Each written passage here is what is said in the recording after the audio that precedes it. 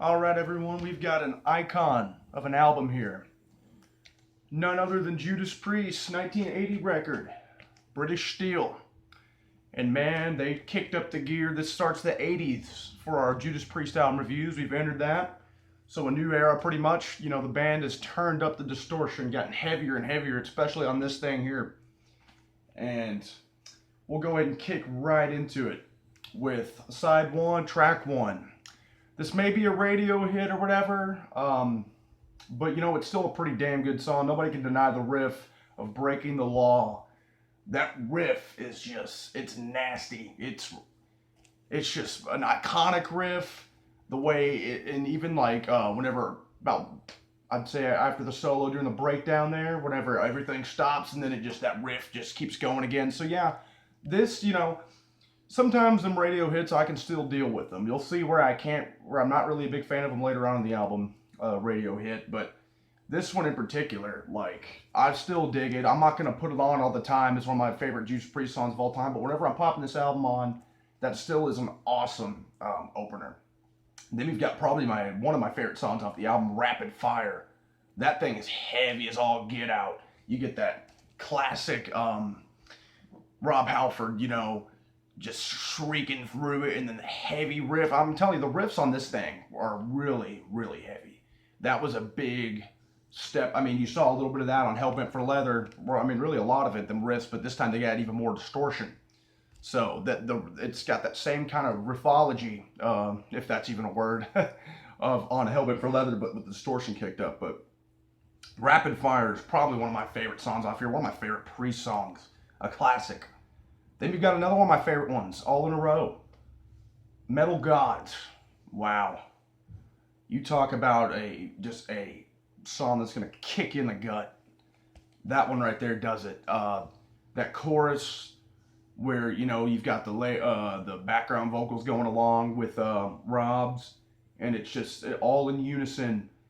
And that guitar, that, you know, that simple, just couple of notes there, it just, the way it's done, the way that, and again, the production on this album is pretty killer too. Definitely stands up. But yeah, the way that's done there, the Metal Gods is one of the best songs. That's why they call Rob the Metal God. You know, this is kind of like the anthem for that in a way. But then we've got another, just a kick-ass track in a row. Grinder. Another one of my favorites off the album. Yet again, heavy, fast riff. The songs are faster on here. You know, they're starting to get that speed kicking into gear again, or not again, but, you know, starting to kick it in. Then you've got one, I kind of dogged on this one the last time, and I still kind of stand by it, United. I do like the verses, you know, after this listen. I realize I kind of dig the verses, but like, I'm still not digging the whole anthemic. It's kind of corny to me, you know, but still, I mean, I wouldn't say it's a horrible song or whatever, but it's just kind of decent. Then we get to side two, and I'm not gonna lie, the album gets it drops for me a little bit here with Living After Midnight. That's the radio hit that I've never really been a fan of, you know. Even the first time I heard it, I was just like, just kind of a basic, you know. It sounds like something maybe off Rock-a-Rolla, you know, and like I said, I do dig Rock-a-Rolla, but even I like some of those songs better than this, you know, Living After Midnight. I've never been a big fan of it. I mean, I get it, it's kind of hooky in the chorus, but it doesn't really sound like Priest, to me, like the heavy Priest I like, or even like the old proggy Priest from 70s. Then we've got a pretty decent track on here, Don't Have to Be Old to Be Wise. And, you know, this second half here, it really is kind of like, it's not as heavy as the first side.